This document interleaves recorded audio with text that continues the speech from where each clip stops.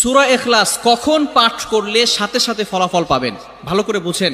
সূরা ইখলাস হচ্ছে পবিত্র কোরআনুল কারীমের ভিতরে ছোট সূরাদের ভিতরে অন্যতম একটি সূরা। তবে ফজিলতের দিক থেকে সূরা ইখলাস হচ্ছে গুরুত্বপূর্ণ ফজিলত, এবং এই সূরাটা এমন একটা সময় আল্লাহ পাক রব্বুল আলামিন নাজিল করে দিয়েছেন যখন আল্লাহ রাসূল সাল্লাল্লাহু আলাইহি ওয়াসাল্লাম দ্বীনের প্রচার করতে লাগলেন।